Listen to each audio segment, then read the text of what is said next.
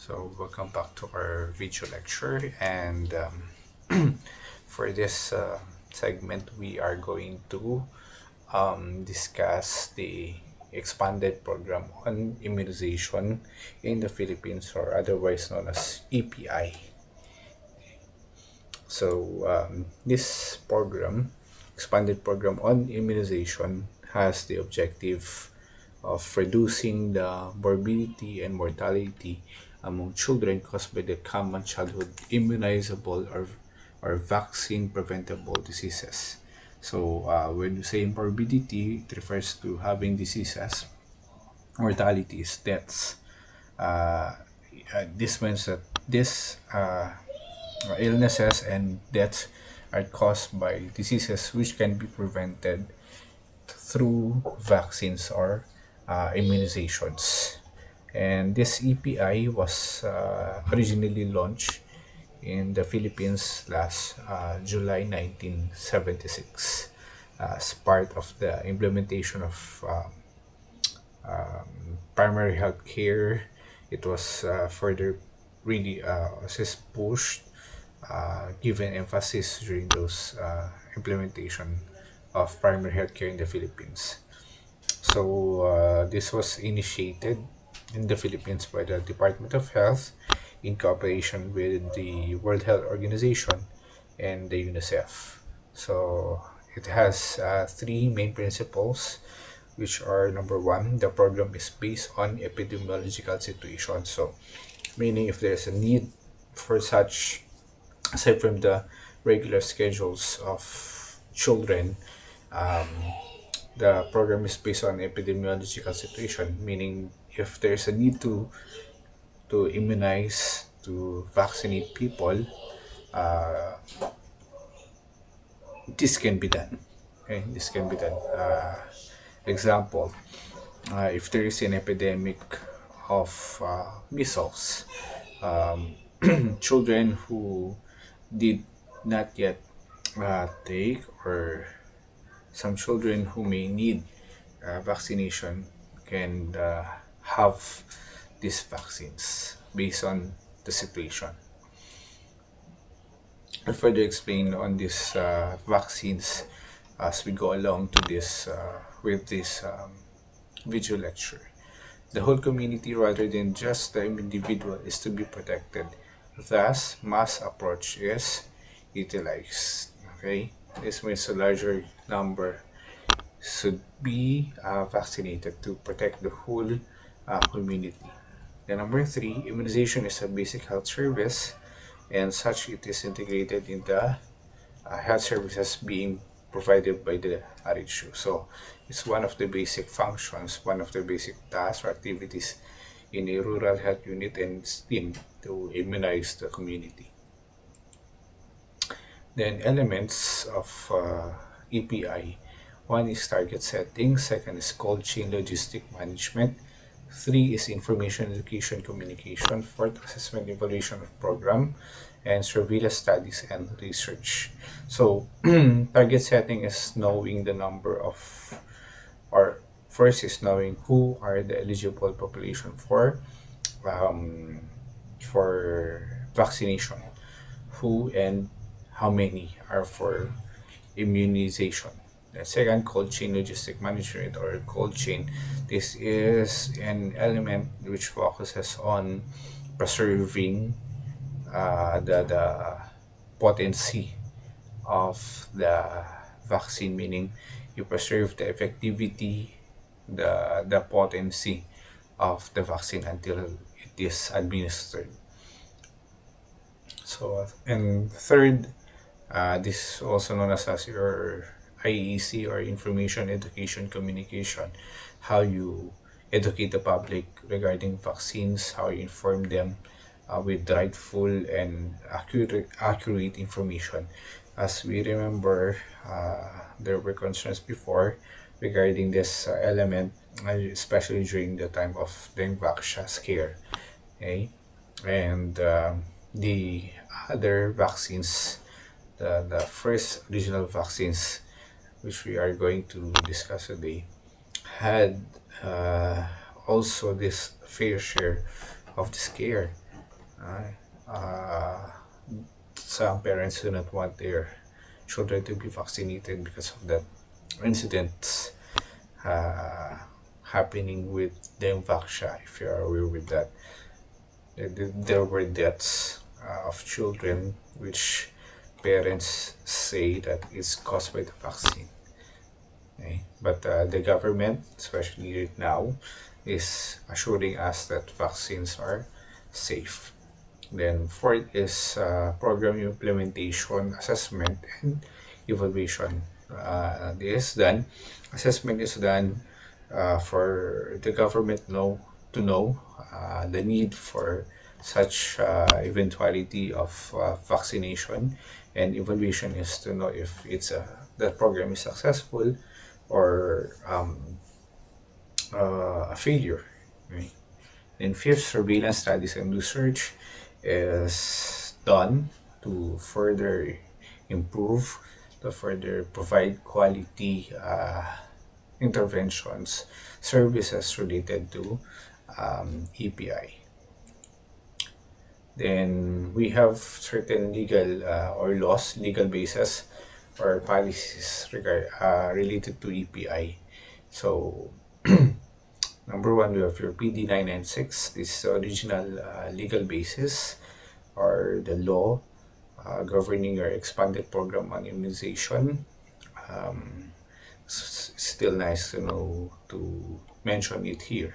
Okay, providing for compulsory basic immunization for infants and children below 8 years of age, and other laws related to the implementation of this old law.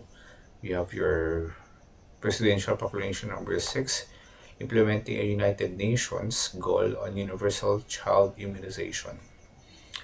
Then Proclamation number 147, declaring every third Wednesday of January and February thereafter for 2 years as National Immunization Days. And speaking of Wednesdays, Wednesdays are considered your bakuna days, vaccination days in the RHU. Then Republic Act 7846, this is an act or a law requiring compulsory immunization against hepatitis B for infants and children below 8 years old. Okay? And number 4, Republic Act 7846 also stated that hepatitis B vaccine within 24 hours after birth of babies from the mothers with hepatitis. So basically, hepatitis B is also given after birth. Okay, 24 hours or within 24 hours or right after birth.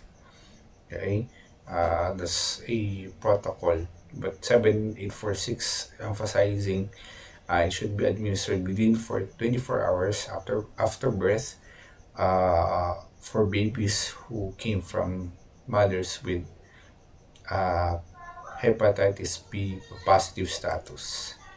Okay, then this one is the expanded one, the Mandatory Infants and Children Health Immunization Act of 2011. This is the latest law that repealed the PD 996. Okay, so PD 996 was already repealed, and this was change law RA 10152. So again, it's known as your Mandatory Infants and Children Health Immunization Act of 2011.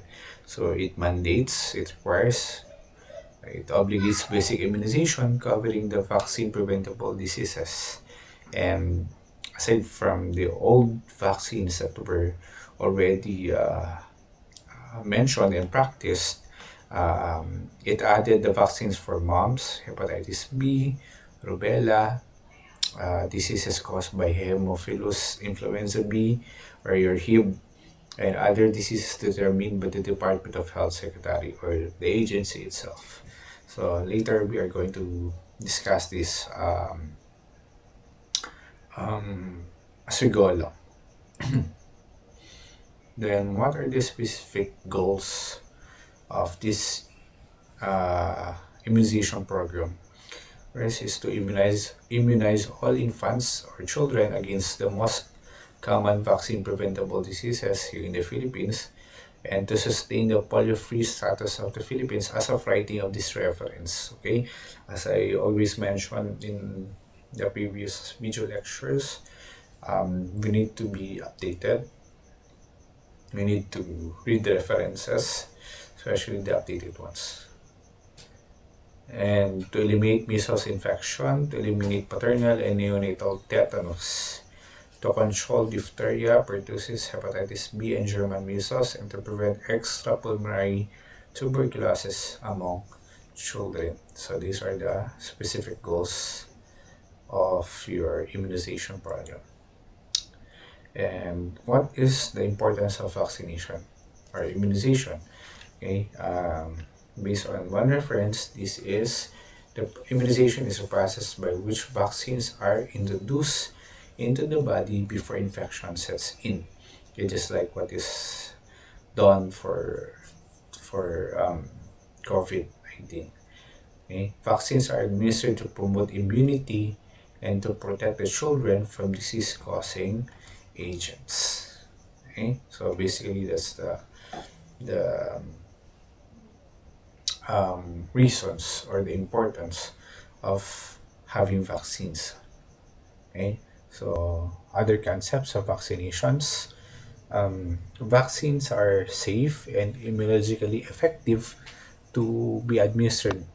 Okay, all EPI vaccines the same day at different sites of the body, but obviously it's not really done. Okay, because we follow schedule, and there are some parents who usually do not want that all of the vaccines, especially injectable ones, to be administered in the same time. Measles vaccine should be given as soon as the child is 9 months old, okay, regardless of whether other vaccines will be given on that day, because measles vaccines given at 9 months provide 85% protection rather against measles infection. But in eventuality there's an epidemic of vaccines of measles, measles vaccine can be administered earlier than 9 months. Then when the child reaches 9 months, the regular schedule, the regular dose of vaccine will be administered. Then third, moderate fever, malnutrition, mild respiratory infection, cough, diarrhea, and vomiting are not, I repeat, are not contraindications to vaccination. The word here is moderate. Okay, moderate and mild. Moderate fever, malnutrition, mild respiratory infection.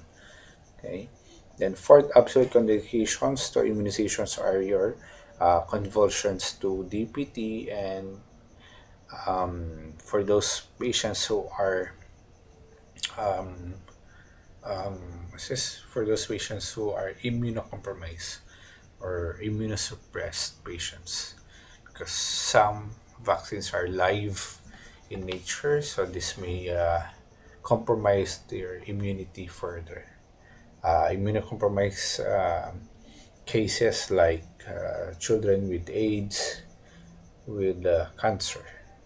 Okay, so these are absolute contraindications, but generally there are no contraindications known for vaccines. It is safe and effective with mild side effects after vaccination. Mild side effects such as fever or rashes can happen. So this is a normal immune response. False contraindications again are children with malnutrition, low-grade fever, mild respiratory infections, and other minor illnesses. And diarrhea should not be considered a contraindication to OPV vaccination. So you can still administer this. And use one syringe, one needle per child during vaccination.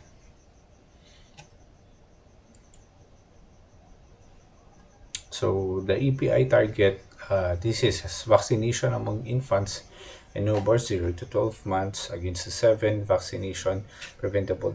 This was based on the original objective, but as we have said in the new law, okay, uh, 010152, that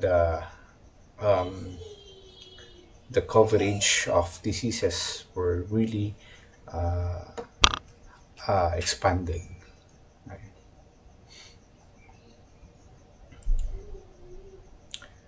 Then EPI routine schedule of immunization. Every Wednesday is designated as the immunization day or the bakuna day in all parts of the country. And this one, in short, if we have this number two statement was based on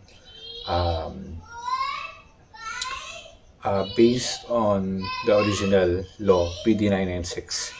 That's why only BCG, OPV drugs, vaccines, DPT vaccine, and your Hep B vaccine was mentioned here.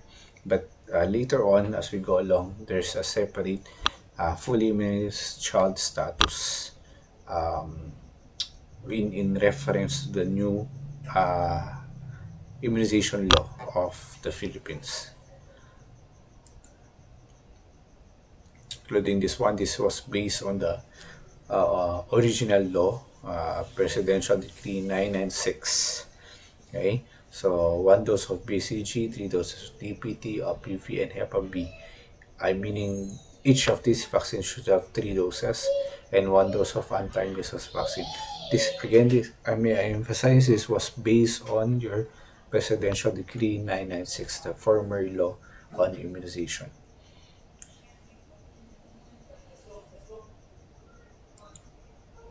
Okay, so here we are going to study the sorry the vaccine, the dose, the route, the site. Okay, so for vaccination purposes, okay, this would be discussed on the next video lectures. So this video lecture is about the introduction to expanded program on immunization in the Philippines. See you on the next video lecture. Thank you.